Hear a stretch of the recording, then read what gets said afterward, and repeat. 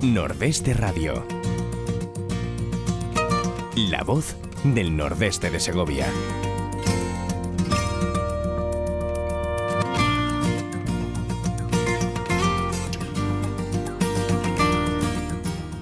Amigos, muy buenos días. Les doy la bienvenida desde aquí, desde Riaza, a Nordeste Radio. Vicky Báñez, buenos días. Hola, buenos días. Hoy es San Miguel y se nota, ¿eh? Sí, ha llegado el veranillo. Lo que pasa que me da que este año va a ser muy cortito. Bueno, no lo cafés, de momento disfrutemos hoy, que no es... Sí, hoy es martes, miércoles hasta el jueves. Bueno, algo es algo, menos de una piedra. Sí. Bueno, y ¿qué te iba a decir? También es San Gabriel, hoy parece que estamos hablando de todo el santoral español, San Gabriel, que es el patrono de la radio. Sí. Por aquello de que dio la buena nueva, pues supongo que ahora nuevas daría, pero buenas daría pocas, pero bueno, es lo que es San Gabriel, patrono de la radio, y San Miguel con su veranillo, que falta nos hace, a ver si el sol y la luz nos anima un poquito a todos. Vamos a saludar a un gran amigo, vamos a saludar a Alberto Merchán. Alberto, muy buenos días. Hola, buenos días, que los santos nos pillen confesados. Sí, que falta nos hace. Alberto Merchán es empresario y es también escritor, aunque supongo que con estos tiempos el tema de escritor lo tendrás un poquito abandonado. En estos tiempos lo más idóneo, por lo menos mi elección, ha sido la de ponerme en el lado de los lectores. Sí, leer mucho y aprender. Y aprender. Dos cosas realmente importantes. Además, una cosa conlleva la otra, ¿eh? O sea, leer siempre aprendes. De cualquier cosa que leas. Hasta de un prospecto. ¿Qué te voy a decir? Y que digo que leyendo siempre se aprende. Digo que de cualquier cosa. Sí. Eso está claro. Y el mundo empresarial, porque yo sé que tú, y por eso te he querido llamar, yo sé que son mucho el mundo empresarial en el que tú estás metido, en Madrid, en muchos lugares de España, incluso en el extranjero. ¿Cómo está el mundo de la empresa ahora mismo?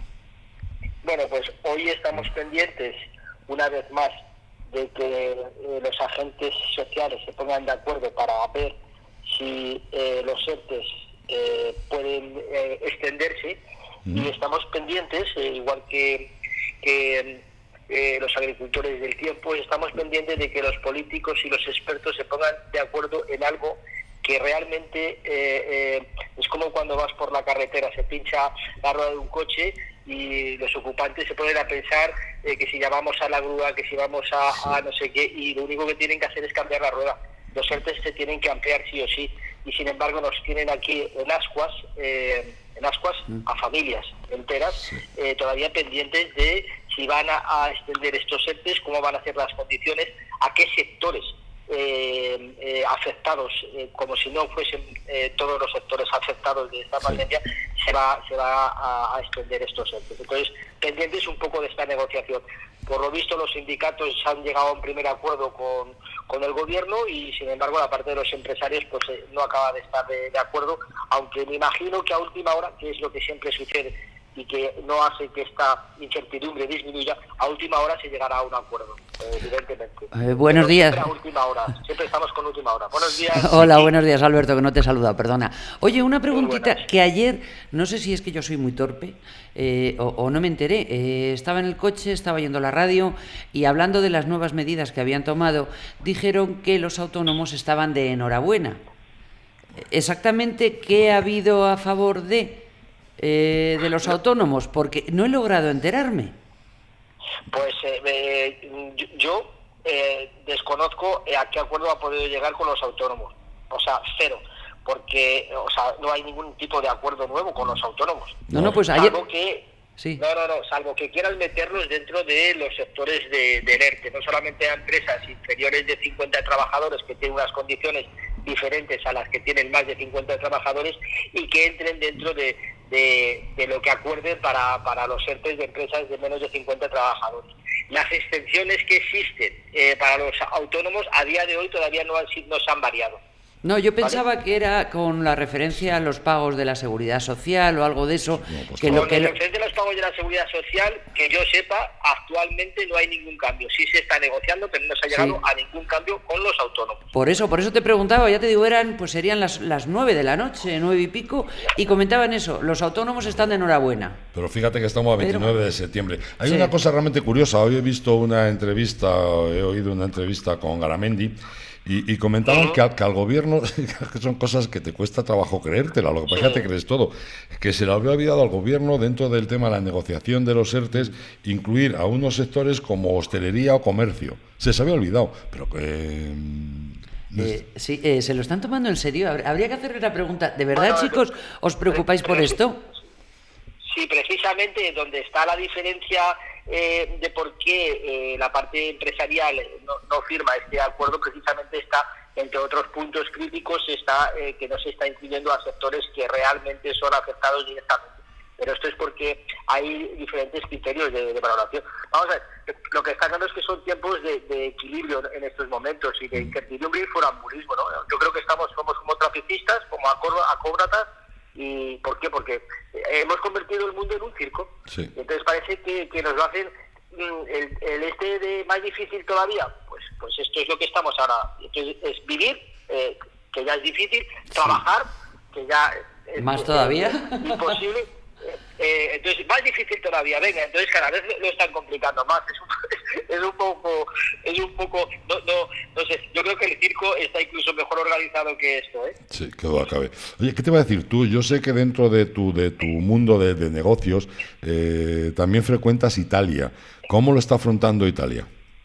Bueno, pues Italia lo que ha hecho es muy sencillo. Ha hecho un comité de expertos multidisciplinar, no solamente con científicos, con políticos, sino multidisciplinar, con economistas, con empresarios, con trabajadores, con agentes sociales, y han tomado decisiones inteligentes, exclusivamente decisiones inteligentes y objetivas, donde no primaba ni el factor sanitario ni el factor económico, sino que primaba el sentido común y la gente y el comportamiento de la gente es igual que el de España, pero está dirigido. Aquí lo que se ha creado es incertidumbre, mientras que en Italia tienen unas directrices claras, que es la diferencia. O sea, la diferencia no está en que las decisiones sean buenas o malas, es que están tomadas. Lo que hay que hacer es tomar decisiones. Y aquí lo que se hace es que se toman decisiones que son contradictorias entre lo que son gobiernos de autonomías, gobierno español, entonces generan una confusión y una incertidumbre en el ciudadano que evidentemente pues pasa lo que pasa en estos momentos. Italia lo que ha hecho es tener criterio y ponerse en manos de un comité multidisciplinar que han tomado decisiones, no solamente políticas. Esa es la diferencia, se han alejado de lo político. También la estructuración del Estado italiano es diferente a la española, se ha centralizado las decisiones con un mando único, con lo cual eso también facilita. Aquí las decisiones son por barrios, y por barrios nunca mejor dicho, y luego generan las discriminaciones que están existiendo, pero generan las discriminaciones no por estigmación, sino por falta de criterio, que es diferente. Que la gente cree que se estigma a barrios pobres frente a ricos. No, se genera esta confusión porque no hay criterio. Si hubiese criterio, cualquier parte afectada aceptaría la decisión que tomasen sobre ellos. El problema es que estamos en manos de personas que no tienen ningún tipo de criterio. Esa es la diferencia en Italia. Independientemente de que luego se hayan hecho más test, haya más seguimientos, etcétera, que eso es son medidas que han tomado, igual que las subvenciones y la inyección económica que han hecho a las empresas, unas inversiones directas, reales, y esa es la gran diferencia, que aquí todo está todavía en el aire, con una incertidumbre que nos generan, que es absurdo, cuando ya sabemos que de esta crisis se va a salir. Y sabemos y somos conscientes los empresarios que esta crisis durará menos que la del 2008, que duró 10 años. Esta nos va a durar hasta el 2022. El problema que existe es la pregunta que se hacen empresarios: ¿cuántas empresas llegarán al 2022 en esta situación? O sea, el periodo es más corto, pero con esta situación, ¿cuántas medidas van a tomar para que el tejido empresarial de España, que se sostiene en la pequeña y mediana empresa, llegue viva? En estos momentos los datos ya son escalofriantes. 6 de cada 10 empresas ya entra en pérdidas. 6 de cada 10. Ostras. Sí, son datos, ¿eh? Y Vicky, me están dando el dato de los autónomos, porque Sí. lo he preguntado por si yo no estaba enterado, y me dicen que no tienen ni conocimiento, mi gente no tiene conocimiento de ninguna medida específica que se haya aprobado en esos últimos días de cara a los autónomos, ¿eh? O sea que entonces no soy yo tonta. Entonces, lo que no sé es No por lo qué sé, dieron o esa sea, noticia. Lo oí en la radio, concretamente en Onda Cero, y decían eso. Los autónomos sí que están de enhorabuena. Pues veremos a ver, serán proyectos, porque No siempre sé. es lo que dice Alberto, que siempre Sí, estamos bueno, de todas con formas, proyectos. estuve hablando por la mañana, además, con los asesores, por eso preguntaba, Sí. y me dijeron que era una medida que tenían que tomar ya, porque los beneficios y las ventajas que había con la seguridad social de los autónomos se acaban mañana. Sí, pero se acaba mañana la de todos. Claro. Exactamente. Entonces, De ahí el ERTE. Y entonces lo que sí es voluntad, porque aquí hablamos siempre de voluntad del gobierno pero luego no se hace efectiva ni eficaz, porque ni tan siquiera se sabe cómo van a ser el tipo de excepciones que va a haber. Si es de un 85%, dicen Sí. de un 100% en el mes de octubre, hasta dónde se amplía hasta enero. ¿Es suficiente ampliarla hasta enero cuando ya estamos hablando de que la crisis va a durar hasta el 2022? exactamente, sí. ¿Qué criterios existen para dar las subvenciones? ¿Por qué se hace por sectores? ¿Por qué se hace por no se hace por otros criterios que quizás puedan ser más inteligentes, que es la viabilidad de las propias empresas? Estamos ayudando a empresas que ya tienen un ciclo vital finiquitado, porque no han sabido adaptarse a la nueva realidad. Entonces es tirar el dinero y es contraproducente. Entonces, ¿por qué vamos a ayudar, y me incluyo yo, a empresas a lo mejor que yo tengo en estos momentos, que mi decisión tendría que haber sido ya cerrarlas? Os aseguro que no es el caso. Pero no podemos inyectar un dinero que en estos momentos es escaso, como siempre, evidentemente, a empresas que ya tienen su ciclo vital acabado. Entonces tenemos que tener otros criterios más abiertos, mente más abierta. Vamos a ayudar a quien tenga una empresa que esté saneada, ¿vale? Y que tenga futuro. Lo que no podemos hacer es respiración asistida para morir un poco más lejos, porque ese dinero que se pierde estaría necesitado en otras empresas que, si se lo conceden, independientemente de los sectores, porque aquí todos los sectores están afectados. Todo. Cualquier sector que hablemos, cualquiera. Y no solamente hablamos de las empresas que en estos momentos dependen del turismo. No, señores. Yo tengo empresas que están en los barrios de oficinas de las principales ciudades y capitales de España, y el teletrabajo nos ha noqueado. Claro. Porque no tengo ya capacidad de estoy sufriendo con el menú diario. Se acabó. Porque no hay asistencia de gente. Cuando vemos que vienen los ejecutivos a comer a nuestra casa, cuando vemos que vienen trabajadores a comer a nuestra casa, les aplaudimos, porque sencillamente el teletrabajo, que es algo sobre lo que no solamente hay que legislar, sino que también hay que dimensionar adecuadamente, es como el turismo para un restaurante que está en el barrio de oficina, pero para un estanco también. Claro. Y para cualquier otro comercio. ¿Por qué? Porque evidentemente, como decía un amigo mío, comprar ya no es ir a comprar, es comprar, Sí. Claro. que es diferente. Claro. Es comprar en lugar de ir de compras. Entonces, eso que es el tráfico de la gente, la que pasea, la que da alegría, la que tal. Esto no solamente por el concepto online y tal, se está acabando, ¿no? Y eso hace que el dibujo tanto de la configuración de lo que es pues un barrio de oficinas, ¿vale? Que puede estar en el centro neurálgico de la city de una ciudad, cambie, pero también está cambiando el panorama de los barrios. Las ciudades de los barrios ha cambiado. ¿Qué quiero decir? Que el cambio ha llegado a todos los sitios. Sí. Esto es una realidad palpable, ¿no? Perdonad. Además, fíjate que yo el otro día me dio mucha pena, veo una entrevista ayer a una señora que en uno de estos barrios que ahora están confinados en Madrid, la mujer está realmente angustiada, porque dice, claro, es que voy a por el pan, pero no sé, tengo miedo ya no solo al COVID, también a que me ponga una multa, que me ponga no sé qué. Me explico, el que una pobre mujer, una pobre persona, da igual quien sea, vaya a la peluquería, vaya a comprar el pan y vaya con esa preocupación de me pondrá una multa, no me pondrá una multa. Claro, pero la mujer está preocupada por eso, pero el empresario está preocupado porque, que lo comentábamos hace unos días, Ezequiel, que puede llegar una inspección de trabajo en un momento de un sinsentido, donde lo que tiene que llegar no es una inspección de trabajo, sino ayuda. Entonces vivimos con el tanto por ciento correspondiente. O sea, yo cojo y me encuentro con un empresario, ¿y qué tanto por ciento tienes? Pues yo tengo para el 50%. Ah, pues joder, no está mal. Y el teatro estamos con el 75%. Joder, pero si el metro tiene el 100%, joder, ¿y cómo podemos hacer que nuestro restaurante o que nuestro teatro sea como el metro, para que tengamos tanto por ciento correspondiente en vez de un 50% sea un 100%? Es un absurdo. Sí, la verdad que sí. Es absurdo.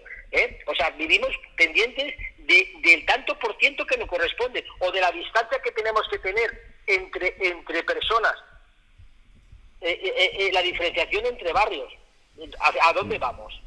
¿No? ¿A dónde vamos? Y lo que está claro es que, desde nuestro punto de vista, en estos momentos lo que sí nos tenemos que dar cuenta es que todos los seres humanos somos vulnerables. Tremendamente somos vulnerables del mismo planeta, de la misma sociedad, del mismo mercado. Y la brecha que se está abriendo cada vez es más grande, pero no solamente entre ricos y pobres, ¿vale? Sí. Es entre vecinos. Sí. Además, yo creo que otra cosa que está ocurriendo en la sociedad actualmente es, aparte del distanciamiento personal que se está produciendo, es el tema de que todos nos vigilamos a todos. Entonces estamos pendientes de... Me he encontrado con uno que iba sin mascarilla. Vale. Bueno, pues mira, aquí hay algo que es muy importante, que es el capitalismo de vigilancia. Ajá. ¿Vale? El capitalismo de vigilancia lo que crea son modelos predictivos. Los modelos predictivos son los que apuestan por cómo será nuestro comportamiento del futuro. Entonces, hay empresas como Google, por ejemplo, que se dedican a lo que es el capitalismo de vigilancia. Y de esta manera, pues son las empresas tecnológicas, conocen nuestro comportamiento humano y con nuestros datos pues moldean investigaciones y que hacen que seamos nosotros materia prima, ¿vale? Y entonces somos totalmente vulnerables. No nos conecten ya ni como... O sea, no somos nada, somos materia prima. Esto es lo último que podía pasar. Pues esa es la transformación que tiene el ser humano. Porque hay una frase muy famosa que dice que cuando el producto es gratis, el producto eres tú. Claro. ¿Vale? Pero es que es eso. Cuando el producto es gratis, el producto eres tú. Pero se nos han convertido en materia prima. ¿Por qué? Porque nos vigilan. Y la vigilancia que hacen este tipo de empresas hace que estemos no solamente controlados, sino que nos manipulen, y la inteligencia de artificial y la de máquinas haga que nuestros comportamientos futuros estén ya predeterminados. Y eso hay empresas que lo compran. Y además el miedo... Nuestro margen de maniobra es muy pequeñito cada vez. La verdad es que asusta, ¿eh? Sí, no, pero tú fíjate... Eso es así, eso es una realidad. O sea, es algo que ya está constatado, ¿no? Google inventó y perfeccionó el capitalismo de la vigilancia. Sí, está claro. Igual que General Motors inventó y perfeccionó el capitalismo gerencial, pues ahora Google está trabajando en esto y evidentemente pues con otros grandes, ¿no? Con Amazon, con Microsoft, etcétera. Esos son los verdaderos poderes, ¿eh? Hombre, yo te voy a decir, yo estoy convencido de que los auténticos poderes, el poder está en manos de las multinacionales y de delincuentes. Evidentemente son, y si no, cógete por ejemplo México o cógete otra serie de historias. Oye, ¿os acordáis hace años, que no sé quién lo definió, pero me encantó, hablando sobre Cuba, de esto hace muchos años, hablando de Cuba, que decían, sí, es un país en el que la mitad de la población vigila a la otra mitad? ¿De alguna forma lo está ocurriendo aquí también?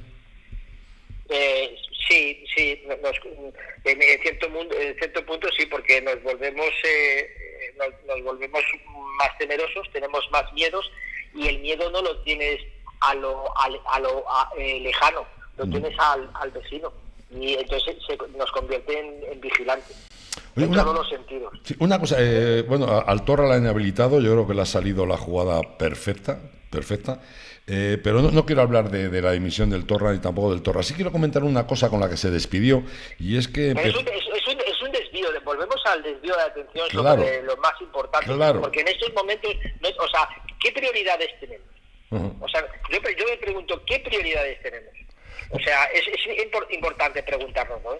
¿Quiénes éramos en febrero? ¿Y quiénes somos ahora? Sí. ¿Vale? Sí. Sí, sí. Entonces, bueno, vale, vuelve la política a almarronar una situación.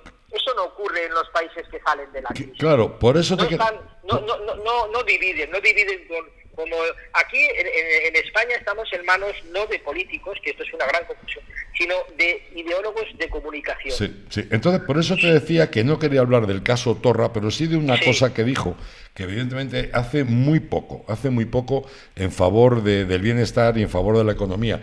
Y es decir que en Navidad probablemente se hicieran reuniones exclusivamente de 6 personas. Caramba, que estamos a 3 meses de Navidades, que no digo que no ocurra y tengamos que hacerlo, pero ya a finales de septiembre estar hablando de Navidades a nivel económico y a nivel personal es bastante lamentable ese comentario. Sí, pero es que es lamentable todos los comentarios porque no hay criterios, porque no hay unificación de criterios, porque aquí opina todo el mundo y un día dicen una cosa alguien y otro otra. Pero además es que el problema que estamos teniendo el ciudadano es que ha perdido ya la fe y porque los que nos dirigen, que tendrían que estar a nuestro servicio, han perdido total credibilidad. Entonces, cada tontería es una más, es que el circo cada vez es más difícil. Entonces, bueno, pues es una barbaridad lo que acaba de decir, que no está fundamentada además. No, claro. Porque es que no está fundamentada en ningún criterio. China en esos momentos está creciendo. La industria de China vuelve a crecer. Se han marcado ahora lo que llaman el doble ciclo, porque ya están pensando en el mañana, porque están pensando en ser inteligentes, en que aumente su consumo interior bruto, en depender menos del exterior, porque en estos momentos China ya está siendo totalmente rentable, cuando en España se dice que el crecimiento va a ser casi de un 13%. Que será ¿De más. qué estamos hablando? Que será más, ¿eh?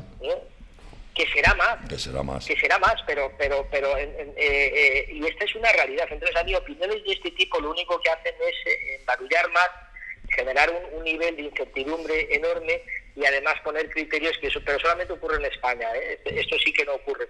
De hecho, nos han llamado al orden, ¿eh? O sea, nos están llamando al orden ya, porque las decisiones son planetarias. Es como los antivacunas, por ejemplo. Joder. Si tú no creas una inmunidad colectiva, tienes un problema. Sí. Pero si incentivas que crezca una tendencia sobre las opiniones negacionistas de las vacunas, generas un problema grave, porque la solución a esta situación va a ser científica. No es para otra idea. Esto es científica. No que alguien diga que 6 personas, 7, 8, 10, no. La solución va a ser y vendrá de la mano de la ciencia. Absolutamente de acuerdo. Aparte, últimamente he estado muy callado con el tema de las vacunas. Bueno, ya sabes que China también dice que ya tiene una vacuna prácticamente ultimada. De alguna forma tendremos que esperar, porque como somos incapaces de hacer otra cosa, esperar el milagro exterior, o bien de Europa, o bien de América, o bien de China, que nos llegue un tratamiento adecuado, que nos llegue una vacuna adecuada y a partir de ahí poder empezar a remontar. Yo creo que el mundo ha cambiado y que no tiene tanto que ver con que exista una vacuna. Creo que al final va a ser como la gripe. Vamos a convivir con esta pandemia, con la COVID-19. Se irá transformando, veremos cómo va evolucionando. Pero a los chinos no les ha hecho falta una vacuna específica para salir de la crisis. Lo que han cambiado son sus comportamientos. Evidentemente no han variado mucho menos que Occidente, porque ellos están acostumbrados a llevar mascarillas, marcan las distancias de seguridad, pero tampoco ha hecho faltas medidas que sean de un confinamiento como el que la segunda ola nos va a pillar en España y en Europa. En China no ha habido segunda ola.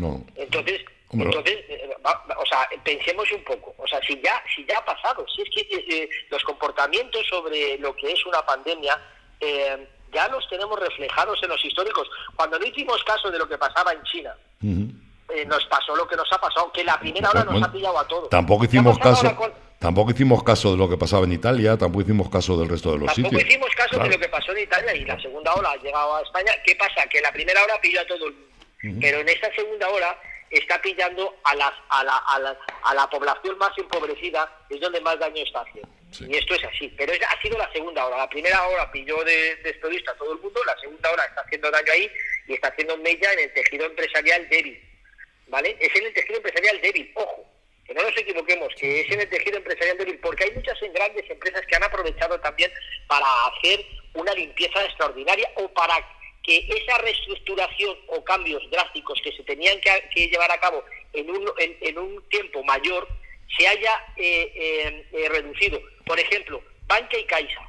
Sí. Son decisiones que ya estaban tomadas, claro, por Dios, pero se aceleran ahora. ¿Por qué se aceleran?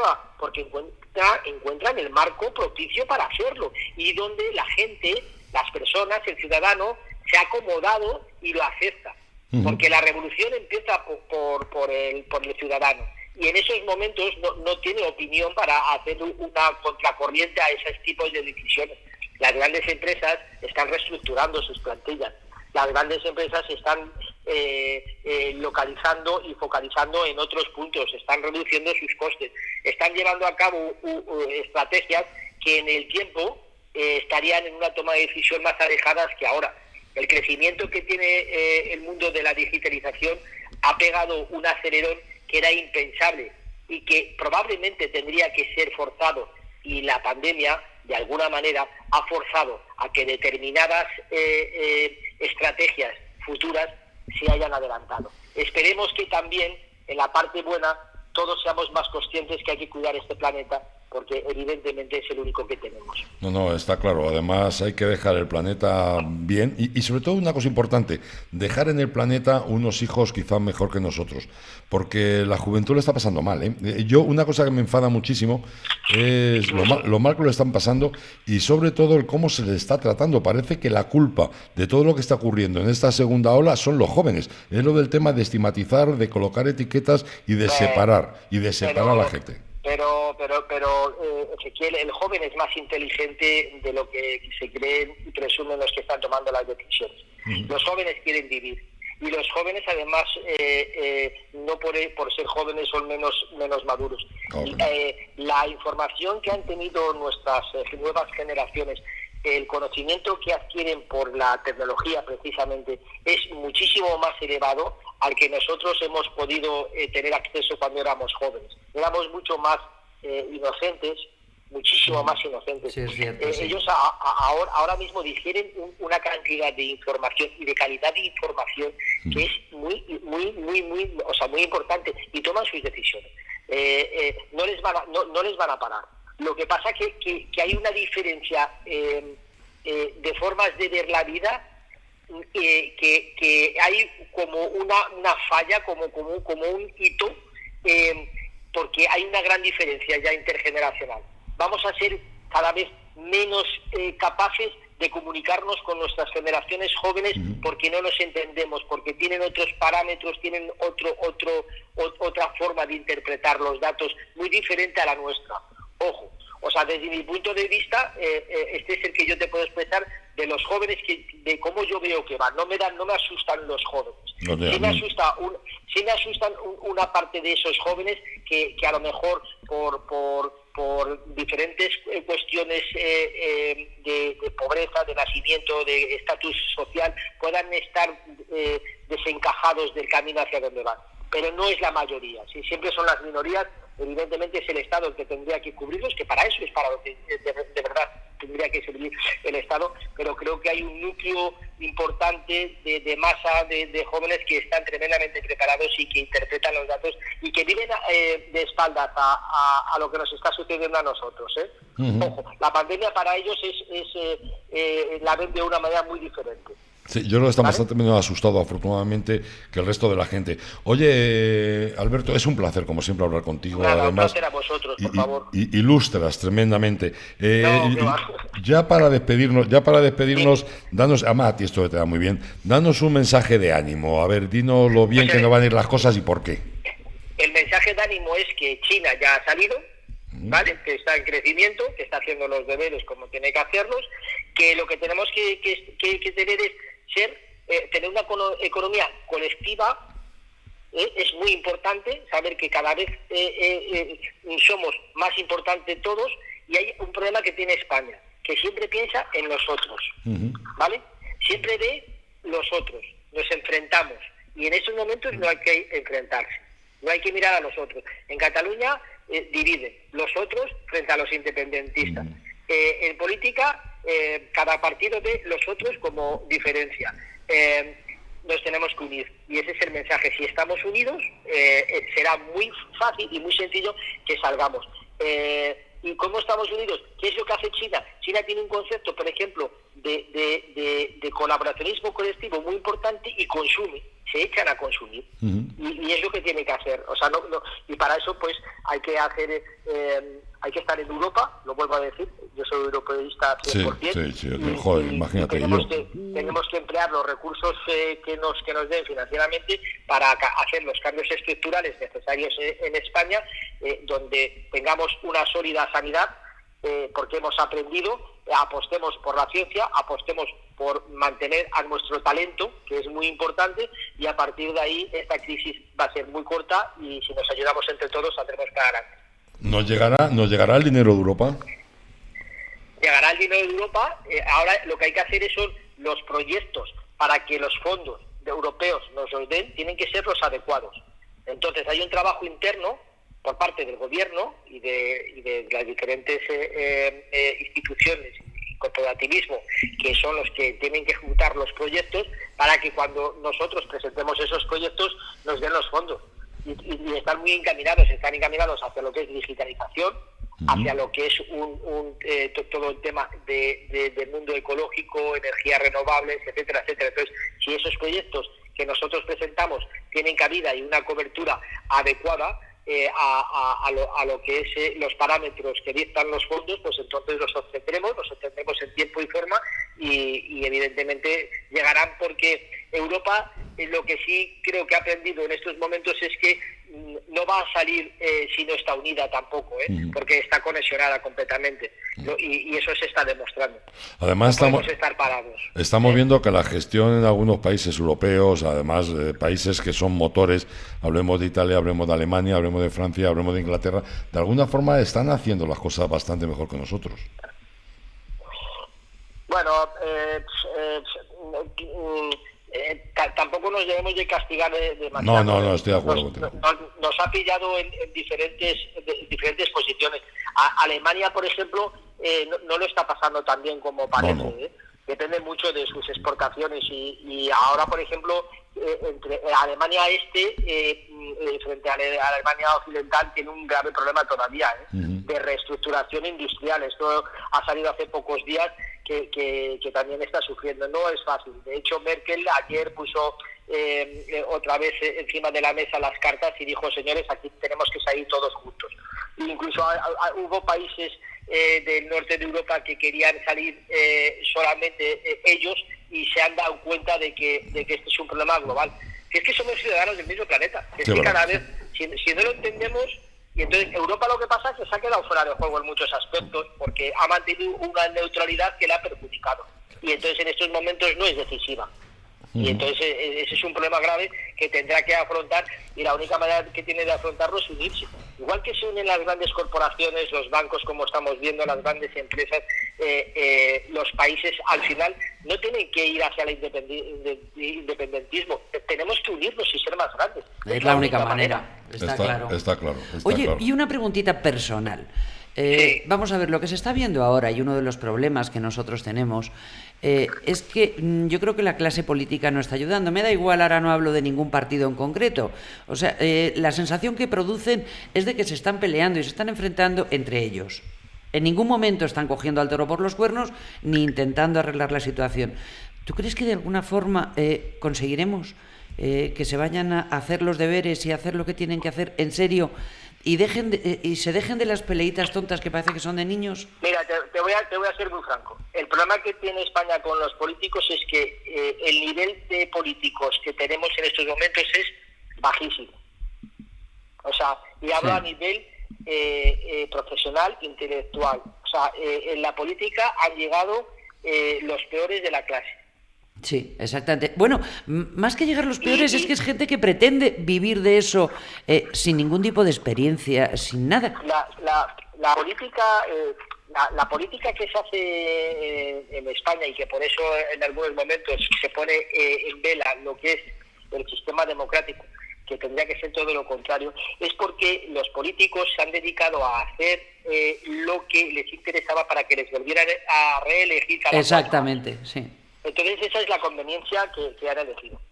Pero durante este periodo lo que ha pasado es que no hay políticos de altura, no hay un líder de altura. No. Y si nos damos cuenta, en los países que sí va bien, hay líderes. Claro. Y ponme cualquier país, y entonces cualquier país que haya salido bien de la crisis, además de un equipo y además de hacer las cosas bien, ¿por qué las hace bien? Porque tiene un cabeza, porque tiene un líder y porque hay políticos de altura. Nuestro problema es que no hay políticos de altura. Y a partir de ahí, si tú tienes un gerente en tu empresa que no es gerente, que no sabe gestionar, que no sabe de economía, que no sabe de recursos humanos, que no sabe de logística, de operativa, de compras, pues entonces tu empresa se irá al garete. Claro, ¿y tú ves posibilidades? ¿Qué? ¿Tú ves posibilidades de que esto se arregle y esto mejore? A mí es que eso es lo que más miedo me da. No, tiene que haber un cambio generacional. Probablemente habrá un cambio generacional de líderes. En estos momentos ningún partido político de los que cualquiera, no hay líderes. No hay ningún líder que destaque y no tienen equipos. Y entonces la única transformación que podría ser válida, que a lo mejor en esos momentos se dan cuenta, es que cada vez se dependa más de los técnicos, que en España, por ejemplo, el alto funcionariado es tremendamente cualificado, es impresionante. O sea, tenemos un personal ilustrado e inteligente y grandes gestores. Tendríamos que dedicar más y que tuviesen más independencia los técnicos en detrimento del político, y ahí hacer un cambio radical de las personas que nos están presentando ahora. La política hay que hacerla atractiva. La política no es atractiva para nadie que sea inteligente en estos momentos, porque evidentemente es un juego sucio. La gente inteligente no quiere entrar en ese juego sucio, y además socialmente tampoco tiene un calado de que te puedas sentir orgulloso siendo político. No te prestigia en absoluto. Claro, las últimas decisiones de las personas técnicas que son coherentes es de dimisión. Pero dimisión en 48 horas, por Dios. Sí. Está claro. ¿Por qué dimite una persona en 48 horas? Porque ve que no puede ir a ningún sitio porque la gente de su equipo no está a la altura de las circunstancias. Sí. Entonces, o cambia la clase política. ¿Qué está pasando? Que el joven no está interesado en la política, que es algo que nos... Pero vamos a ver, es que en Italia no ha habido política. En los últimos años ha habido un desbarajuste y la sociedad ha avanzado igual. Vamos a vivir de espaldas a la política. Lo que pasa es que España está muy politizada por diferentes situaciones en estos momentos geopolíticas, ¿no? Sí. Es mi opinión, ¿eh? Alberto Merchant, totalmente de acuerdo contigo. Insisto, es un auténtico placer el que nos dediques estos ratillos. Te llamaré más veces y te lo pediré, ¿vale? Muy bien, a vuestra disposición. Un fuerte abrazo. Alberto Merchant, muchísimas gracias. Un abrazo fuerte. Adiós, amigo. Gracias. Chao. Chao.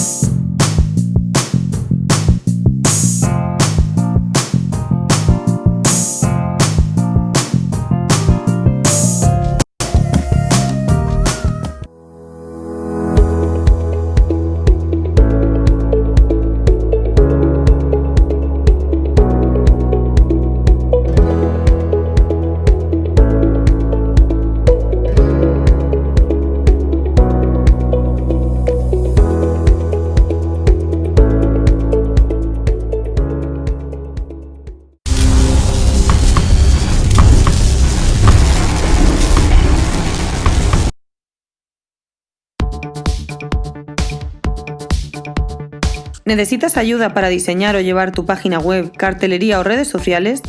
¿Quieres pasar tu negocio al mundo online y no sabes cómo? En Radio Argo y Más podemos ayudarte. No dudes en ponerte en contacto con nosotros al 671 091 098. Tenemos tu solución. 671 091 098.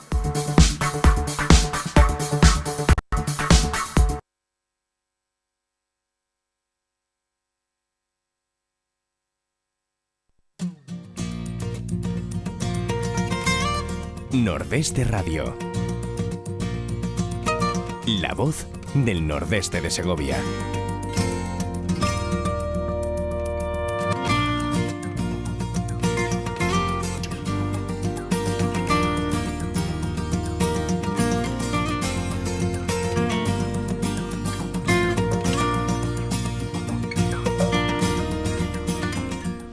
Pues vamos a seguir con un tema que ya adelantamos el viernes pasado, que de alguna forma nos tiene a todos muy ocupados, que es el tema del COVID, y es sobre todo el tema de nuestros mayores.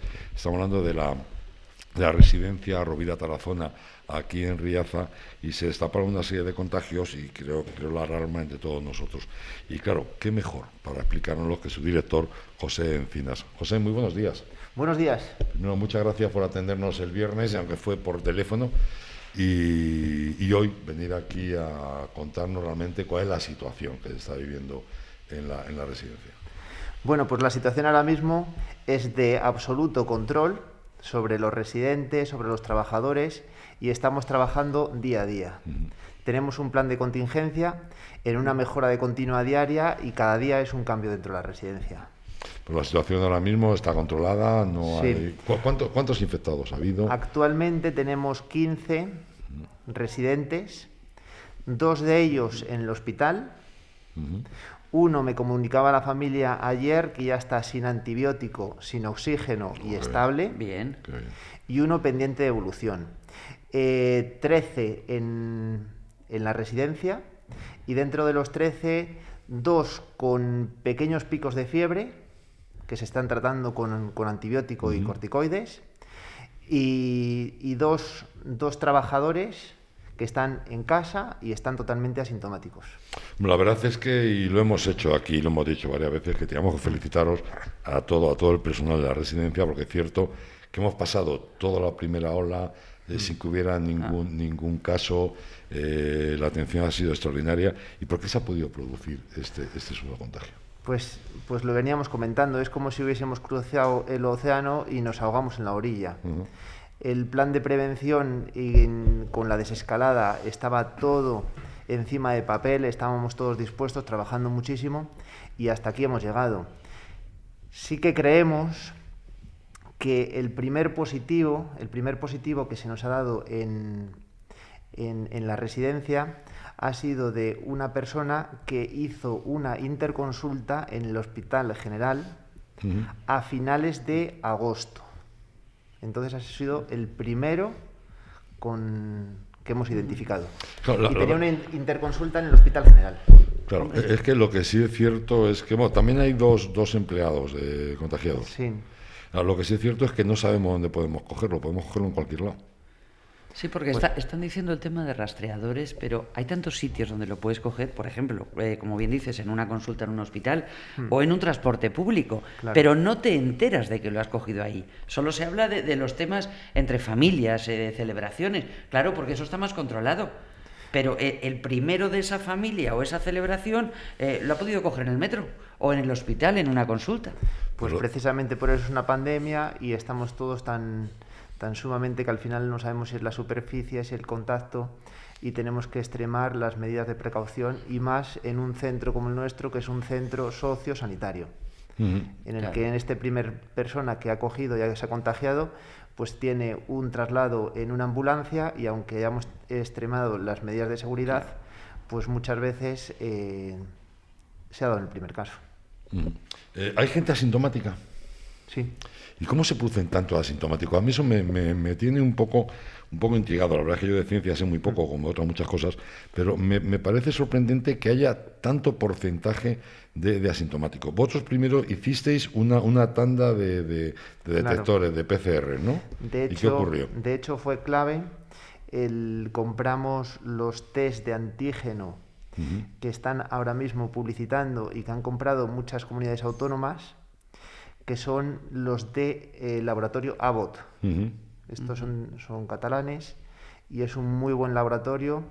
Compramos estos 200 test de una forma individual y a la hora de pasárselo a uno de los residentes nos dio un positivo y un negativo. Entonces nos pusimos en contacto, el resto negativos.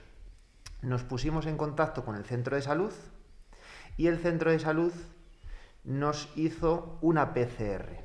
Esa PCR fue el primer positivo que directamente nos dio en el caso de la residencia. Y a través de ese primer PCR nos hicieron a los contactos directos a su compañero de habitación y resultó también PCR positiva.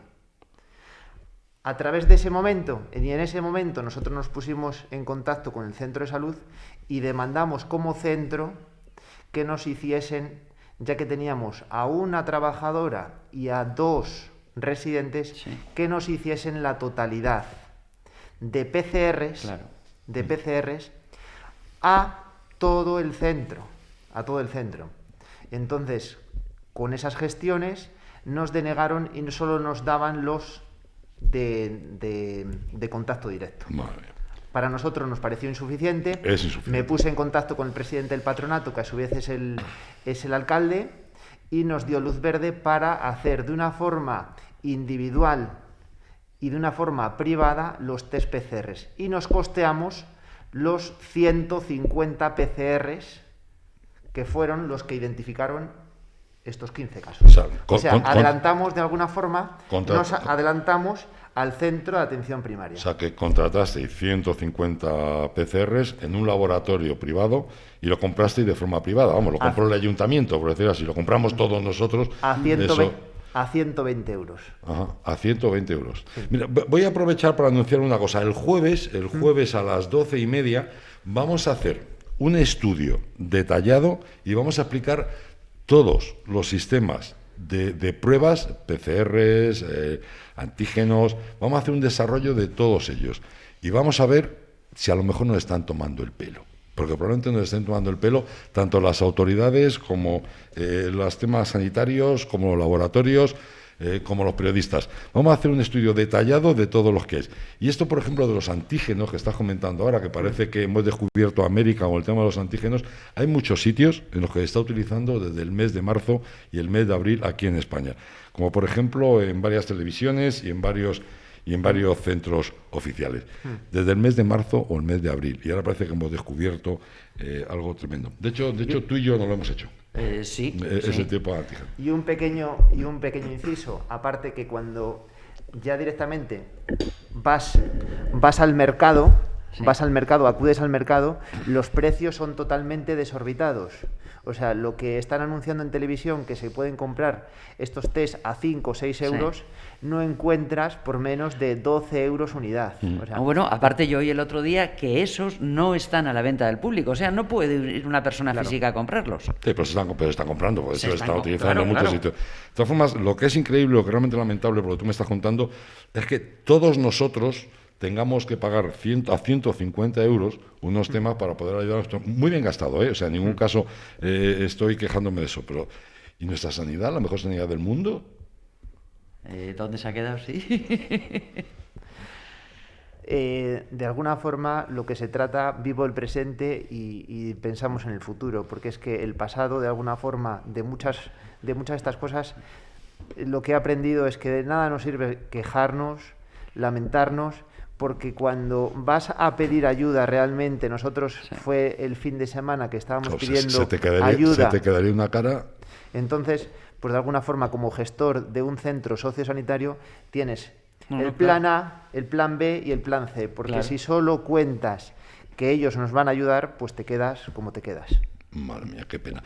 Sí quiero avisarles, el día 3 de octubre, que es este sábado, a las 12 horas, enfrente de los consultorios de aquí, haremos, bueno, pues yo qué sé, un ponernos ahí y luchar un poco por nuestra sanidad pública, que como vemos nos deja un poco de aquella manera. Esto lo organiza SOR Rural Ayllón y por supuesto nosotros estaremos el día 12 en la puerta del consistorio, este sábado, pero el día 12, el día 3 a las 12 en la puerta del consistorio. Hombre, realmente hay una cosa que es importante con respecto a lo que has dicho de mirar el presente y no el pasado. Es cierto que hay que ser positivos. Realmente esta pandemia, lo que ha descubierto es que no era tan fantástica nuestra sanidad y que tenía muchos problemas, como por ejemplo las zonas rurales que se estaban cerrando ya consultorios antes. Sí. Entonces, lo que sí es cierto que deberíamos tomar nota y aprender todos de ello y ver de qué adolecemos y cuáles son las necesidades reales e intentar subsanarlas, porque si no, no vamos adelante. Es que yo me pongo en el puesto tuyo, director de la residencia, una labor continua, estéis trabajando ahí, estéis consiguiendo que nuestros abuelillos estén bien, ¿no? Y de repente ver una voz de alarma y recurrir a donde tienes que recurrir, que es a la sanidad, y que te digan, te doy 2 o 3 y ya te vas tirando. Claro. El primer caso fue el sábado de la semana pasada y nosotros entre el domingo y el lunes intentamos la totalidad de todos los PCRs de residentes y de trabajadores.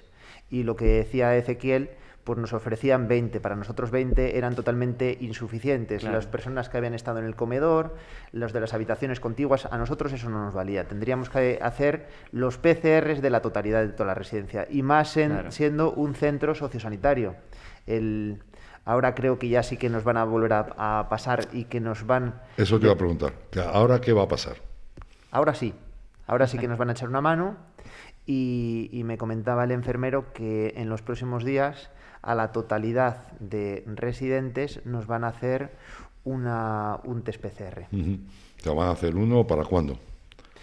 Pues comentaban que tendrías que estar entre 10 y 12 días de que ha ocurrido, o sea que ya prácticamente... Sí. Comentaban que ya para finales de esta semana nos hacían un control de la totalidad de residentes de PCR. Sí que es verdad que los que habían dado positivo, me comentaba que los que habían dado positivo y que están en aislamiento preventivo, porque una de las cosas que hemos hecho muy bien ha sido sectorizar. Claro.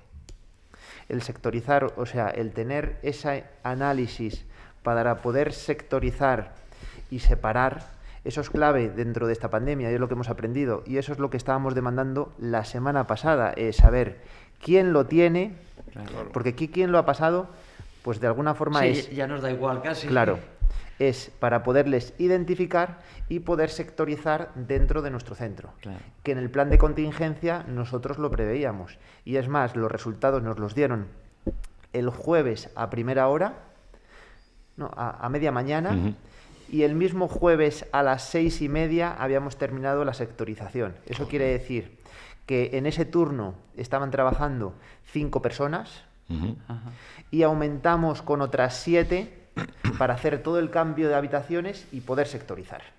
Oye, ¿cómo están tomando los residentes? ¿Cómo están tomando esto nuestros abuelillos? ¿Están preocupados? ¿Están asustados? El tema del aislamiento supongo que para ellos será un problema importante. ¿Cómo lo están llevando? Pues es una situación como para, en plena pandemia, lo que nosotros y las situaciones personales que cada uno vivimos en nuestras casas, es una situación para ellos difícil. Es una situación difícil porque a día de hoy están en aislamiento preventivo, cada uno en su habitación. Sí que es verdad que el fisio... La terapeuta se está acercando, entregando fichas, haciendo videoconferencias. O sea, estamos aportando como dentro de una gran familia, somos muchos y nos ven pasar mucho por sus habitaciones, con lo cual no es... Sí, no están tan solos. Claro. Pues es que yo digo que psicológicamente está siendo duro para todos nosotros, pues para los residentes allí metidos, tiene que ser duro, pero duro. Tenemos que animar y no nos queda otra que animar, el pasar por las habitaciones, entregarles fichas, darles los buenos días. Todas estas 50 personas que estamos trabajando dentro de la residencia, pasamos por las habitaciones y ellos ven dentro de su aislamiento movimiento con mucho cambio y rotación de personal, y eso les agrada. ¿Y qué os cuentan ellos? ¿Están esperanzados? ¿Os preguntan por sus familias cuándo van a verlo? Hay muchos de ellos que hace muchísimo tiempo que no ven a sus familias, cosa lógica por otro lado, pero eso no deja de quitarle dureza. ¿Qué os cuentan? ¿Echan a su familia? ¿Qué os piden? La situación social de ellos es difícil. Es difícil, compleja, en cada uno en su caso individual, personas como en la vida misma, personas que lo llevamos un poquito mejor y personas pues que de alguna forma tienen un déficit social que necesitan ese cariño, ese abrazo y que realmente no lo llegan a entender. Claro. Oye, y otra pregunta, que están saliendo datos ahora y se está demostrando que mucho de lo malo del virus son los espacios cerrados. ¿Por qué no se les permite, o sí se les permite, perdón, salir a la calle, que puedan darse un paseo, que de alguna forma, aunque sea 2 metros, puedan ver a sus familias? Eso se podría conseguir. Por muy aislados que estén luego en su habitación. O sea, no van a tener contacto directo. Pero, por ejemplo, estos días que hace bueno, yo creo que es lo que mejor les puede sentar. Salir al aire y que anden un poco. Pero aislados en su habitación. La situación dentro de la residencia de Riaza ha cambiado mucho en una semana. Hasta la semana pasada, todos los residentes, acompañados por el fisio, por todo el personal de auxiliar de atención directa, fisio, trabajadora social, terapeuta, salían al jardín, teníamos una valla y entonces hacían el vis a vis o el contacto visual y salían en el jardín. La situación ahora mismo es de control y hemos pasado a una desescalada de alguna forma y a recogernos. O sea, que sí lo hacían hasta ahora. Sí. Es que yo pensé que no, claro. Sí, lo estaba haciendo llevan todo el verano saliendo al jardín y las visitas eran en el jardín con una seguridad de 2-3 metros entre el familiar y el residente. Ellos aún así les parece poco y necesitan el abrazo, necesitan la cercanía. Para después que pasen estos días tenemos habilitado un espacio. No es lo mejor con un interfono, si hay problemas de audición o de escucha, que amplifique esa voz y que se puedan ver y que se pueda hablar. Pero sigue siendo para ellos un poco frío. Sí. Claro, pero bueno, entre idea y lo posible habrá que coger lo posible, está claro, porque ante todo está el tema de la salud y luego pues ya veremos. Porque yo supongo que muchas de estas personas necesitarán luego tratamiento posiblemente psicológico, ¿no? Pues necesitan mucho ánimo, mucho contacto, mucho cariño. Nosotros creo que no hay ningún trabajador que no tengan esa cercanía nuestra, ese apoyo. Y nosotros estamos para dar lo mejor y creo que todos los trabajadores están dando más de lo que realmente cada uno tiene dentro. Me consta que está haciendo una buena gestión y me consta los resultados están ahí. Hasta este momento el tema iba fenomenal. Pero además fíjate que casualmente me llamaron ayer de otra residencia en la provincia de Guadalajara en lo que ha ocurrido algo parecido. O sea, la primera ola, por decirlo así, ni un solo caso, y de repente también tienen 13 o 14 positivos. Ahora, de repente, yo no sé si es qué ha podido ser, qué ha podido ocurrir, si han podido ser los test que a lo mejor no funcionaban correctamente, o qué ha podido ser para que esto ocurra. A favor, con respecto al primer brote, es que este segundo brote, y vamos a tocar un poquito de madera, es como que ha venido con menos virulencia, con menos carga viral, y está haciendo que pasen en muchos de ellos de una forma asintomática, cosa que es muy bueno, porque el primer brote fue letal, y se están pasando muchos de ellos de una forma asintomática. Ellos las comidas, todo lo siguen haciendo igual, vosotros tienen el mismo sistema de comidas, todo exactamente igual, o sea que ellos están dentro de cierta normalidad. No. A día de hoy no. Estoy haciendo comidas especiales también. Tenemos que pasar 15 días dentro de la residencia en la que tienen unas mesas individuales y con unas bandejas individuales comen dentro de las habitaciones. Están comiendo, es como si fuese... O sea, no salen para nada de la habitación. Están en la habitación. Claro.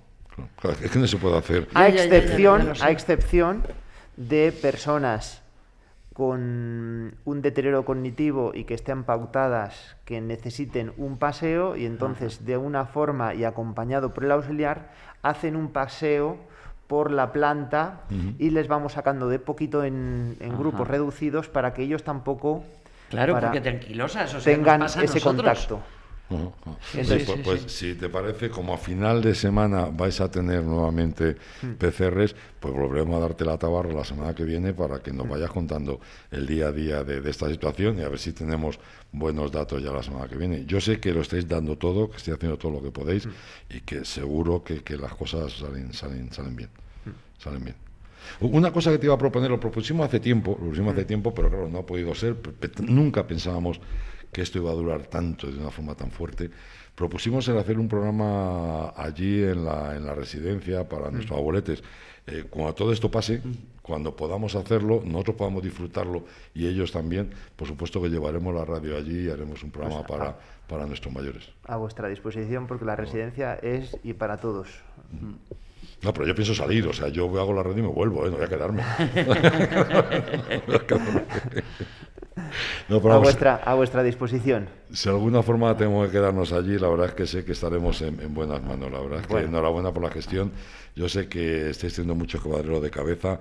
Yo sé que también estáis aguantando muchos bulos y muchos comentarios, muchas alarmas, que de alguna forma es inevitable que ocurran, pero yo sé que la gestión está siendo la que tiene que ser y los resultados están siendo buenos. Los miembros del patronato, que a su vez es la corporación municipal, nos están apoyando en el 100%. Los trabajadores están trabajando como grupo y como equipo, y eso es una forma de trabajar que al final es que están sacando lo mejor de cada uno, lo que lleva dentro, y eso pues al final es que como en casi todas cosas al final te lleva a éxito. Está claro. Si lo hablábamos en la anterior entrevista a nivel empresarial, aquí tenemos que jugar todos juntos, cada uno en lo que pueda, pero es un problema de todos. O sea, aquí no hay clases sociales, no hay partidos políticos, no hay nada.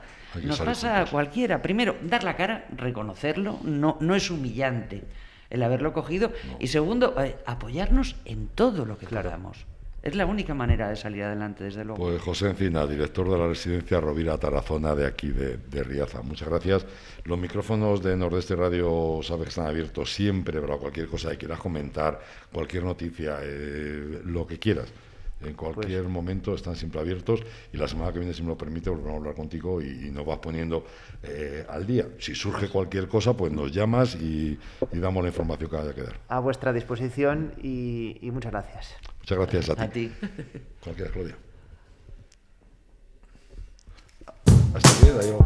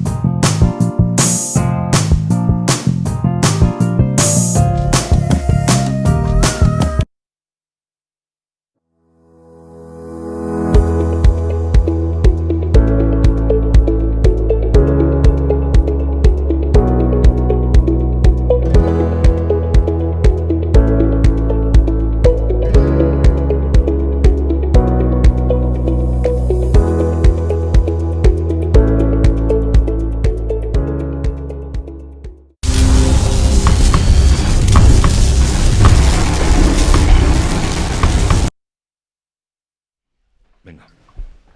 José Luis García Casado, buenos días. Muy buenos días, don Ezequiel. Hola, buenos días, José Luis. Hoy estoy también yo. Hola, Vicky. Perdóname que te haya hecho esperar un poquito, pero es que ya sabes cómo es esto de la radio. Bueno, hace muchos años que lo hacemos juntos. Y además ahora te voy a decir que nos esperes un minutito más, porque, bueno, pero esto te va a gustar. Tú escúchalo porque te va a encantar. Pues vamos a hablar de casa Paco. Vicky no va a hablar de casa Paco. Sí, además tenemos que dar de alguna manera un pequeño ultimátum a todos aquellos que les apetezca probar o que no hayan probado, que quieran repetir el cachopo, porque las jornadas del cachopo se acaban ya esta semana. No, pero ahora habrá más. Seguro, más cosas. Seguro que la semana que viene tendremos. El cachopo ahí no falla nunca. No, siempre lo hay, las mismas variedades. Ahora es la oferta de un pack, de un menú concreto con el cachopo. Se acaba esta semana. Seguro que la semana que viene tendremos otra promoción de otro menú especial. Pero bueno, que lo sepan, que esta semana tenemos, ha estado durante todo el mes de septiembre, una ensalada, un cachopo de medio kilo y una sidra por 30 euros. Esto parece mucho, pero no, es que es para 2 personas. O sea, no se equivoquen. El cachopo de medio kilo, o sea, que... Sí, bueno, pero seguro que por aquí encontraríamos algún espécimen que se tomaría uno entero para él solo, ¿eh? Bueno, porque depende. yo he oído algunos casos que sí, que además que la gente se prepara o no desayuna o no merienda, pero se come el Estando de cachopo casa entero. Paco en Sepúlveda. ¿Tenemos teléfono para reservas? Seguro. Sí, tenemos el 690-250-973. 690-250-973. Casa Paco en Sepúlveda. Dar una vuelta por Sepúlveda siempre es agradable, y comer como Dios manda en Casa Paco, pues Sí, también. es una excusa para pasar uno de los días más agradables que se pueden encontrar, y más ahora en esta situación, aprovechando los días que nos quedan, que son buenos. Dar un paseíto. Es un pueblo peculiar, precioso, divino, tiene mucho que ver, y bueno, pues le estamos diciendo dónde comer maravillosamente bien. Casa Paco. Y además ahora tenemos el Puente del Pilar. José Luis, ¿qué pasa con el Puente del Pilar? ¿Qué me querías contar del Puente del Pilar? Pues el Puente del Pilar pasa... Oye, os quiero hacer un ruego. A estas horas no habléis de cachopos. ¿Ves? Si estuviéramos hablando de verdura y tal, no te hubiera molestado tanto, ¿verdad? Vamos, como mucho una cervecita y una aceituna, pero... Sí, la verdad es que un cachopo, además créeme que están realmente buenos ahí en Casa Paco. Bueno, cuéntame lo del Puente del Pilar, a ver. No, pues el Puente del Pilar es que al final, pues como algún punto de encuentro tienen que tener la Comunidad de Madrid y el Gobierno Central, pues parece ser esto... También depende de cómo evolucionen los datos. Parece ser que ambos, Comunidad de Madrid y Ministerio de Sanidad, están de acuerdo en cerrar Madrid a cal y canto, de salida y de entrada, durante el Puente del Pilar. No me fastidies. ¿Y están de acuerdo entre los dos? Bueno, pues que lleguen... Entre los dos parece ser que han llegado a un acuerdo, según cómo evolucionen los datos, insisto, en cerrar Madrid, encerrarlo, hacer una jaula y tener adentro Madrid, que ni entre ni salga nadie. Pues ya veremos a ver. Oye, como siempre Oye, vamos... perdona, hay una cosa que es vital y que nunca se habla de eso. Ahora por fin se está empezando a hablar. Van a cerrar Madrid. ¿También el aeropuerto? ¿También los trenes? Ya no digo el metro dentro de la ciudad, pero hay muchos trenes de cercanías, por ejemplo. Se supone que eso también tendría que estar cerrado, ¿no? Y el aeropuerto sobre todo, claro. En el Puente del Pilar parece ser que la idea es cerrar Madrid. Sí. Que ni entre ni salga nadie de Madrid. Pues qué bien. Bueno, ya iremos viendo, porque lo que sí es cierto es que se está adelantando sin conocer las situaciones. No sé, la verdad es que... Ya sabéis lo que va a pasar. Si eso pasa, el Puente del Pilar empieza, me parece que es un jueves, un viernes. Sí. No sé cómo cae. La gente viajará el día antes. Claro. La gente que se quiera ir se va a ir. Y la gente se hace siempre. Claro. Oye, ¿qué pasa con el petróleo de Venezuela?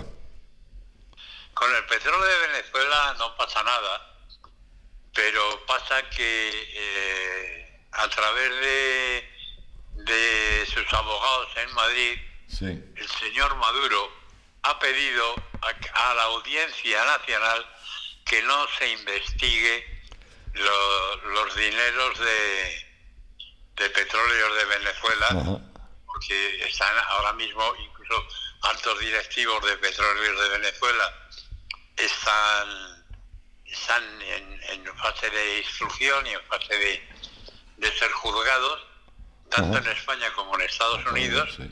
y Maduro ha pedido a través de sus gentes en España a la Audiencia Nacional que no se investigue eso. Que no se investigue porque hay mucha filtración, mucha grieta por donde se ha escapado dinero, muchísimo dinero, más que grietas en los socavones, y de ahí han salido presuntamente muchos beneficios o muchas financiaciones a partidos de izquierda, no solamente en España. No, claro. Oye, que vamos a acabar, pero vamos a acabar con... Oye, Dime. Perdona, que quería decirte que no creo que pase nada y que al final la Audiencia Nacional, pues muy posible que de alguna manera pase esto por alto, Sí. porque a Petróleos de Venezuela lo defiende ni más ni menos que el cesado Baltasar Garzón. Sí. Y ahora que ya ha oficializado su relación de pareja con la fiscal general, Sí. pues me imagino que no va a haber ningún problema, vamos. Yo la verdad, si Berlanga bajara... madre mía. Bueno, nos tenemos que marchar, pero háblanos antes de ella y sus muertos. ¿Qué pasa con ella? Joder, suena muy mal eso. Pues de ella, que es un hombre que ahora ya ha conseguido hacerse muy conocido a nivel internacional, no solo a nivel nacional, porque sale mucho en la televisión, también a nivel internacional. Ayer Le Monde, periódico de izquierdas francés de mucho prestigio, se metía de una manera inmisericordia con ella, con cómo se está tratando la pandemia en España en general y en Madrid en particular, y nos estaban poniendo absolutamente a caer de un burro. Nos lo merecemos. Y a ella y sus 53.000 muertos. Claro. ¿Tú crees que ella va a encabezar, ya sé que no lo teníamos en guión, pero ¿tú crees que ella va a encabezar la lista socialista en las elecciones vascas, en las elecciones catalanas? Pues mira, no lo sé, es posible, tampoco tienen mucha gente donde elegir. Es posible porque ahora de alguna manera un cierto prestigio se ha ganado porque ha jugado esa imagen de hombre ponderado, de hombre tranquilo, de persona equilibrada, que luego no ha dado un palo al agua, ni ha dado un solo martillazo en el clavo. Sí, pero la imagen pero bueno, esa imagen la tiene y hoy es un hombre conocido, cosa que no tienen más, porque conocidos en Cataluña del Partido Socialista están Illa e Iceta. Sí. Y no sé cuál de los dos es peor.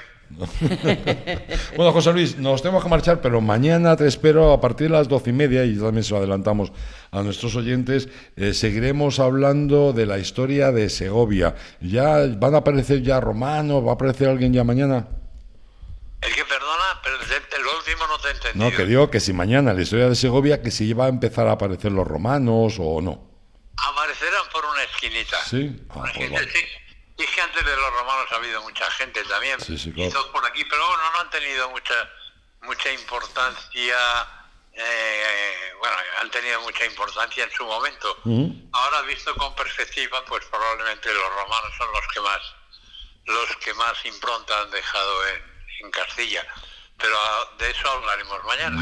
Mañana hablaremos, y además también les adelanto, y a ti te va a gustar, José Luis, vamos a entrevistar también a Antonio Garrido, el autor de El lector de cadáveres, y su nuevo libro.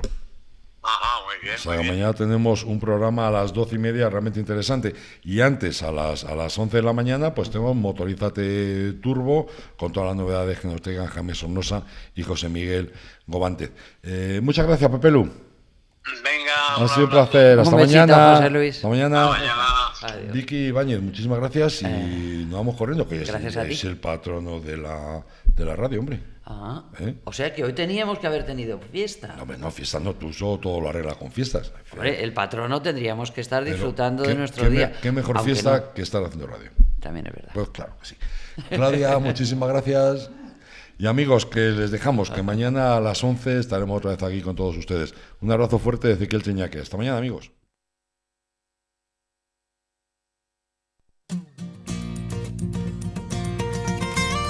Nordeste Radio. La voz del Nordeste de Segovia.